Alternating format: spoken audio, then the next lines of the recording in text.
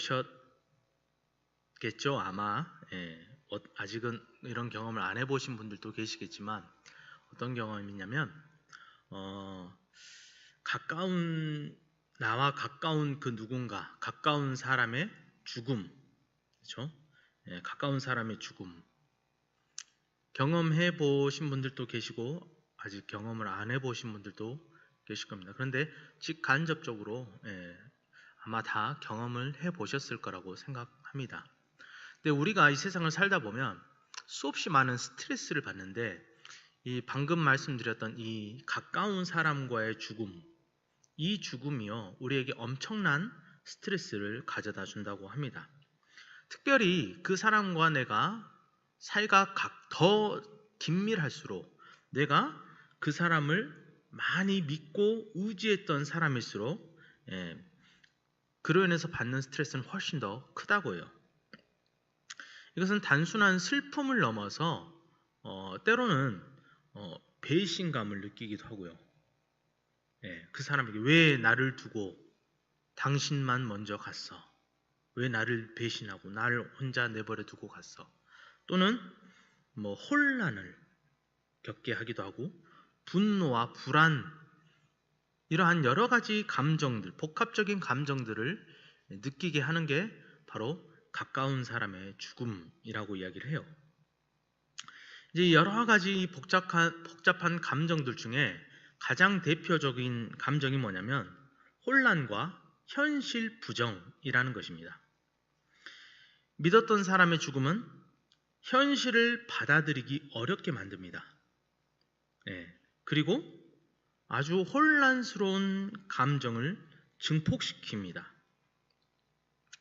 그래서 그 사람이 죽었다고 믿지를 않아요. 이 세상에 더 이상 있지 않다라고 믿겨지지가 않는다라는 거죠. 이런 경험을 해보셨겠죠. 저도 그런 경험이 있습니다.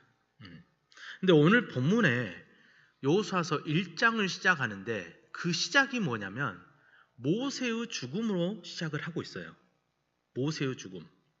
그러면 우리가 여기서 먼저 살펴봐야 할 게 모세는 과연 어떤 사람이냐, 이스라엘 민족들에게 모세는 어떠한 존재였느냐를 먼저 살펴봐야 될 필요성이 있다라는 거예요.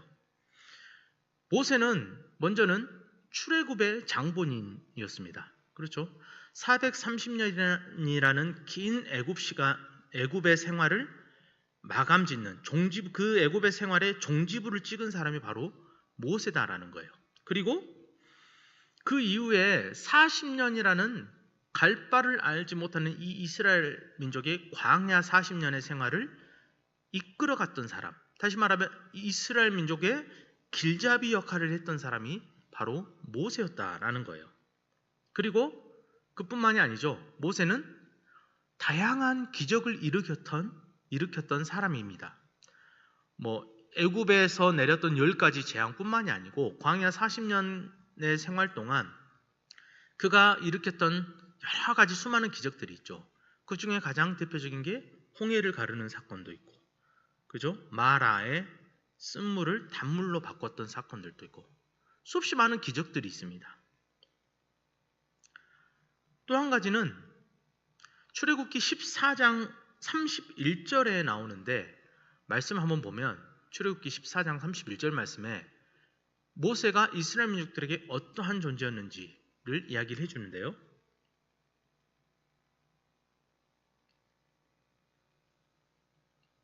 띄워줄 때까지 설교 안 할 겁니다.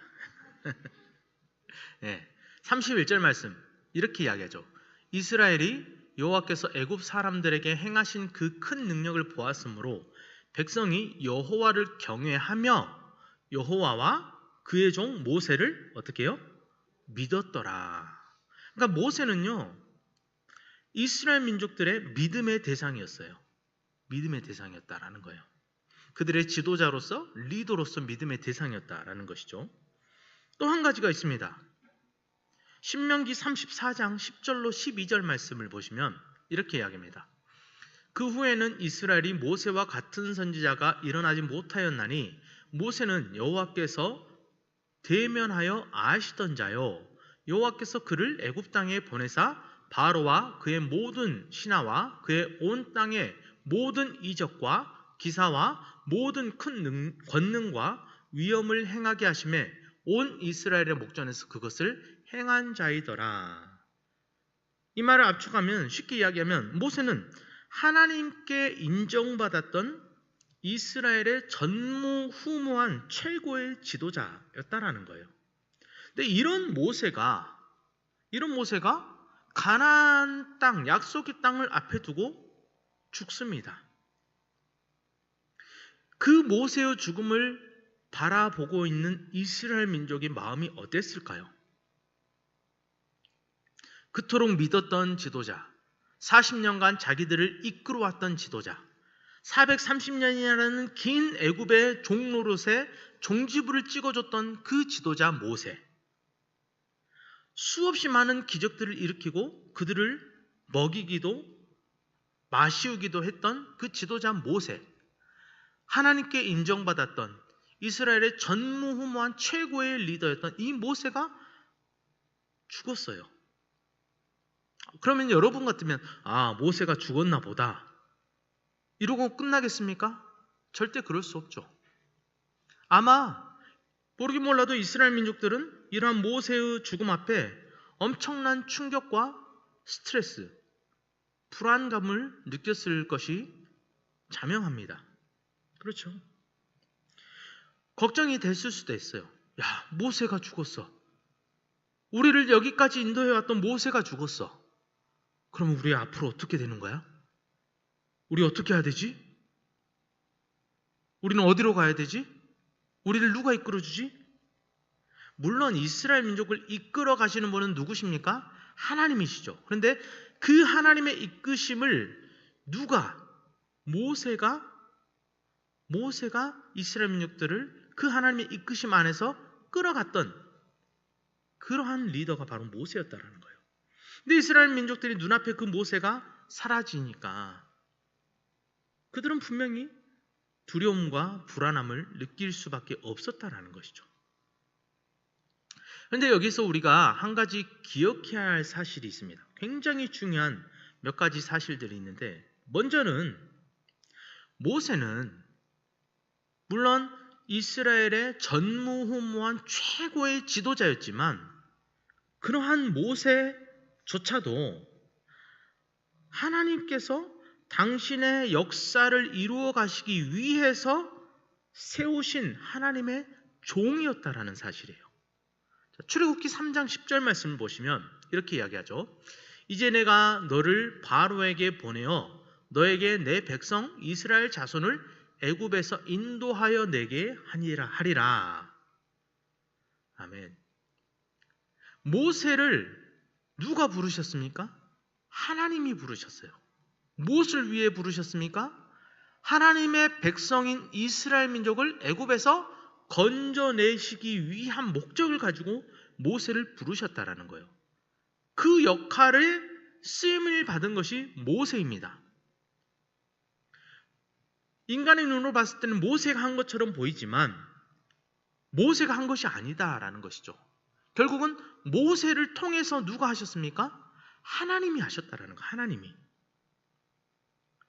아무리 뛰어난 사람이라 할지라도, 아무리 훌륭한 설교자라 할지라도, 아무리 능력이 많은 사람이라 할지라도 결국엔 그 사람을 통해서 일하시는 분이 누구시라는 겁니까? 하나님이시라는 거예요. 그 모든 사람이 하나님의 쓰임에 합당하게 쓰임받는, 하나님의 일을 이루어 가시기에 하나님께 부름받은 종이다라는 거예요. 우리는 이 사실을 기억해야 할 줄로 믿습니다. 우리가 이것을 잊어버리고 눈에 보여지는 그 누군가만을, 그 무엇인가만을 쫓아간다면 우리는 하나님을 잊어버리는 삶을 살아갈 수밖에 없는 거예요. 하나님보다 눈에 보여지는 저 사람이 더 의지되고, 하나님보다 눈에 보여지는 이 물질이 더 의지되고, 하나님보다 눈에 보여지는 내 건강이 더 의지되어지고, 그 모든 것을 주시고 때로는 취해 가시는 분이 누구십니까? 하나님이시다라는 것이죠. 두 번째는 뭡니까? 우리가 잊지 말아야 할 중요한 사실. 두 번째는 뭐냐면 하나님께서는 연약한 당신의 백성들을 위로하시는 분이시다라는 거예요. 자, 신명기 34장 8절 말씀을 보시겠습니다. 신명기 34장 8절 말씀이 이렇게 이야기해요. 이스라엘 자손이 모압 평지에서 모세를 위하여 애곡하는 기간이 끝나도록 모세를 위하여 30일을 애곡하니라. 자, 이스라엘 민족들이 모세가 죽고 나니까 애곡을 해요. 근데 며칠간을 애곡을 합니까? 30일을 애곡을 했다라고 이야기를 해요. 여러분, 하나님께서는 이스라엘 민족들로 하여금 그 이스라엘 민족들의 그 마음을 아신 하나님께서는 모세의 죽음을 앞에 두고 슬퍼하는 이스라엘 민족들에게 충분히 슬퍼할 수 있는 시간을 허락하셨다라는 거예요. 충분히 아파할 수 있는 시간을 주셨다라는 겁니다. 가까운 사람의 죽음으로 인해서 받게 되는 엄청난 스트레스, 그 스트레스를 해결할 수 있는 수많은 방법들 중에 가장 첫 번째가 뭔지 아십니까? 그 첫 번째가 바로 슬픔을 충분히 느끼는 거예요. 슬플 때 그 슬픔을 느끼고 눈물이 나면 눈물을 흘리는 겁니다. 하나님이 왜 괜히 우리에게 눈물을 흘리게끔 하셨겠습니까? 왜 우리의 눈에 눈물샘을 주셨겠어요? 슬픈 일이 있을 때 왜 우리가 눈물을 흘리게끔 하셨을까요? 슬픈 일이 있으면 눈물이 나면 눈물을 흘리고 애곡하고 통곡하는 것이 우리가 받는 스트레스를 줄일 수 있는 최선의 방법이라는 거예요. 최고의 방법이라는 겁니다. 저도 이런 경험이 있어요. 저는 이것과는 좀 반대되는 경험인데 이제 개인적인 근데 이제 23년도에 재작년이죠.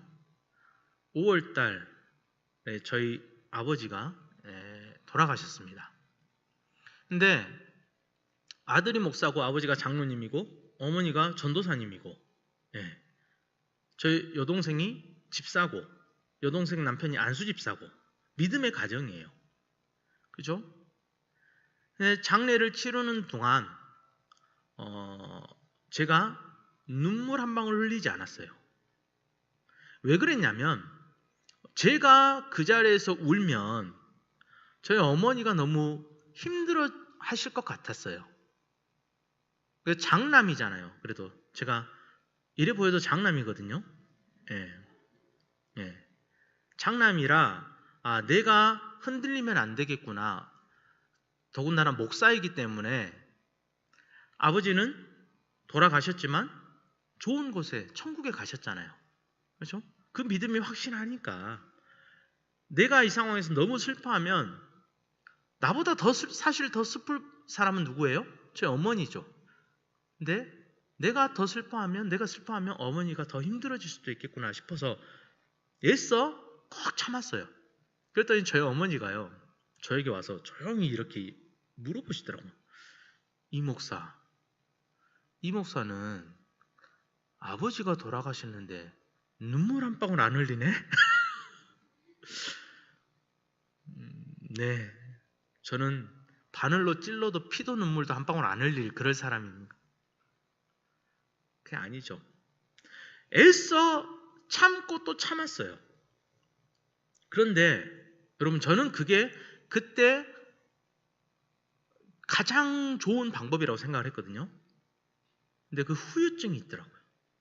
슬플 때 울어버리고 통곡하고 애곡해야 하는데 그 슬픈 감정을 콕콕 눌러두고 담아두다 보니까 이게 해소가 안 되니까 아버지가 돌아가시고 나서 한동안은 일이 손에 안 잡혀요. 그리고 수시로 계속 아버지가 너무 보고 싶은 거예요. 지금도 불현듯 아버지가 갑자기 생각날 때가 있어요. 그리고 아버지가 그립고 보고 싶을 때가 많아요. 근데 그 감정이 한번 이렇게 탁 올라오잖아요. 그러면 주체하기가 없더라고요. 근데 또 아이들이 있고 아내가 있고 제가 한 집안의 가장이다 보니까 너무 슬퍼하는 모습을 또 보일 수가 없어서 또 참습니다. 근데 이게 자꾸 반복되는 것 같아요. 여러분, 슬픈 일이 있으면 우십시오. 이것도 하나님의 은혜인 줄 믿습니다. 이스라엘 민족이 모세의 죽음을 앞에 두고 30일을 애곡을 했습니다. 통곡하며 울었다라는 거예요.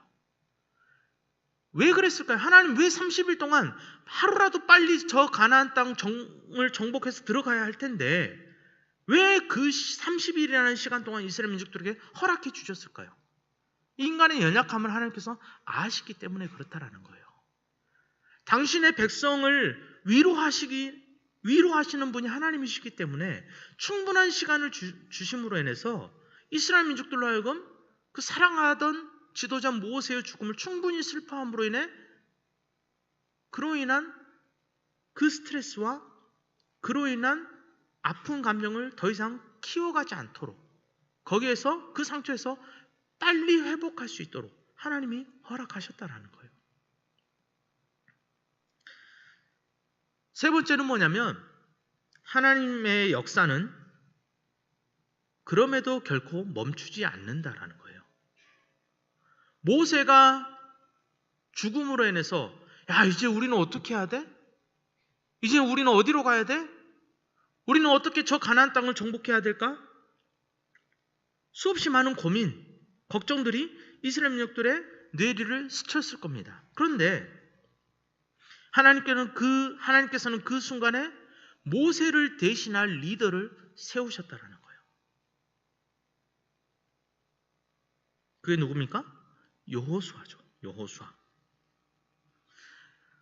우리 눈에 아무리 절망적인 상황이라고 할지라도 그 어떤 것도 하나님의 역사를 멈춰 세울 수는 없습니다. 하나님의 역사는 환경이나 상황, 그 어떤 특정 누군가에 의해서 좌지우지 좌우되는 것이 아니고 오직 하나님의 역사는 하나님 당신께서 이루어 가신다라는 거예요. 그래서 우리가 그 하나님을 붙들고 나아갈 때 우리의 환경이 어떠하더라도 내가 믿고 의지했던 사람이 없다 할지라도 사라졌다 할지라도 하나님은 분명히 나를 통해 이루실 그 역사를 이루어 가시는 분이시다라는 것을 우리가 기억해야 할 줄로 믿습니다. 그래서 2절에 이렇게 해요. 내 종 모세가 죽었으니 이제 너는 이 모든 백성과 더불어 일어나 이 요단을 건너 내가 그들 곧 이스라엘 자손에게 주는 그 땅으로 가라. 여러분, 모세는 결국 가나안 땅 약속의 땅에 들어가지 못하고 죽었어요. 모세는 왜 하나님의 약속의 땅에 들어가지 못했을까요? 물론 민수기 20장 12절 말씀에 보면 이렇게 이야기하죠.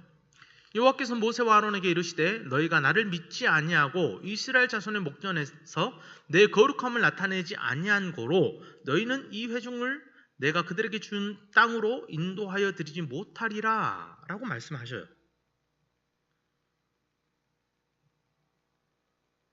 그러면 이 본문의 말씀대로 따르면 모세가 하나님에 대한 믿음이 없었기 때문에 그 약속의 땅에 들어가지 못했을까요? 아니면 하나님의 거룩함을 나타내지 못해 그 결과로 자격을 박탈당해서 약속의 땅에 들어가지 못했습니까? 물론 이 본문의 말씀은 두 가지 의미가 있어요. 먼저는 하나님의 특별한 택하심 받아 세움 받은 리더들은 하나님의 말씀 앞에 하나님이 주신 그 사명을 감당해 나감에 있어서 그 사명의 막중함에 대해서 이야기를 하기도 해요. 그런데 그렇게 따지면 단순히 하나님을 향한 믿음이 없었고 하나님의 거룩함을 드러내지 못했다라는 그 내용만 가지고 이야기를 한다면 이스라엘 민족은요? 이스라엘 민족에게는 그 어떠한 상황이 와도 절대 변하지 않는 하나님을 향한 신실한 믿음이 있었습니까? 아니죠. 믿음만 놓고 따진다면 오히려 모세보다 훨씬 비교할 수조차 없는 그러한 믿음이 바로 이스라엘 민족들의 믿음이었어요. 그러면 이스라엘 민족들이 하나님의 영광을 드러내지 못했다. 모세는 하나님의 영광을 거룩함을 드러내지 못했다라고 그 말씀만 가지고 이스라엘 민족들을 평가해 볼 때 이스라엘 민족은 그들의 삶의 모든 영역에서 하나님의 영광을 온전히 드러내는 삶을 살았습니까? 그것도 아니다라는 거예요. 그런데 그런 이스라엘 민족들은 약속의 땅에 들어갔어요. 반면에 모세는 들어가지 못했습니다.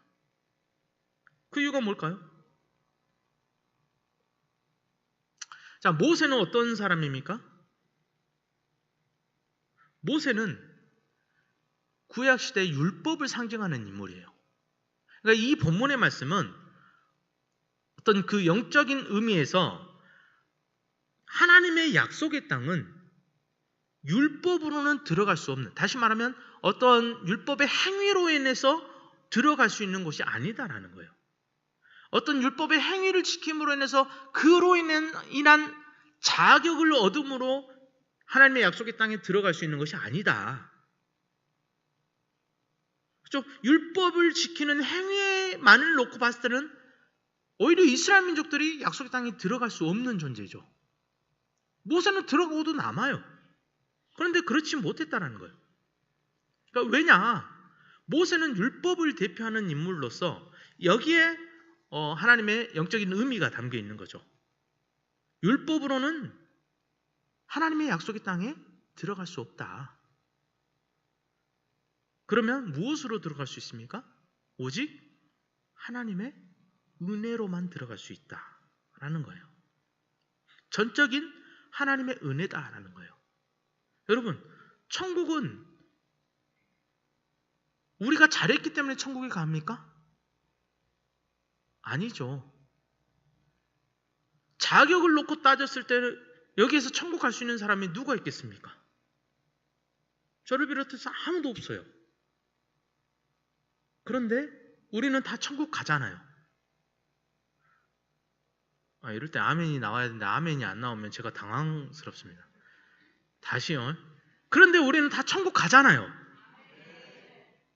무엇 때문에 그렇습니까? 이게 하나님의 은혜다라는 거예요. 자, 로마서 3장 20절, 28절 말씀을 보시면 이렇게 이야기합니다. 그러므로 율법의 행위로 그의 앞에 의롭다 하심을 얻을 육체가 없나니 율법으로는 죄를 깨달음이라. 28절. 그러므로 사람이 의롭다 하심을 얻는 것은 율법의 행위에 있지 않고 믿음으로 되는 줄 우리가 인정하느니라. 아멘. 믿음은 하나님이 우리에게 주신 은혜입니다. 은혜. 이스라엘 민족이 약속의 땅 가나안에 들어갈 수 있었던 것도 이 하나님의 은혜다라는 거예요. 저와 여러분이 천국의 소망을 품고 천국에 갈 수 있는 것도 하나님의 은혜다라는 거예요. 모세는 죽었지만 하나님은 그 모세의 죽음을 통해서 우리에게 이러한 영적인 깨달음을 또한 주신다라는 것이죠. 여러분, 하나님의 약속의 땅은 자격으로 들어가는 것이 아닌, 자격이 아닌 방법으로 들어가게 되는 거예요. 근데 그 방법은 오직 하나님의 은혜뿐이다. 하나님께서는 지금 이 순간에도 우리를 향한 당신의 은혜의 역사를 이루어 가고 계신 줄 믿습니다. 내 삶이 비록 연약하고 내가 믿음이 부족하고 내 환경이 허락지 못해도 그럼에도 하나님은 여전히 우리의 삶 속에 은혜를 부어주시고 계시고 그 은혜를 통해서 하나님의 역사를 이루어 가고 계신 줄 믿습니다. 여러분, 그 하나님을 온전히 붙들고 하나님을 신뢰하며 하나님 앞에 신실하게 나아가는 저와 여러분의 삶이 되어질 수 있기를 주의 이름으로 축원합니다.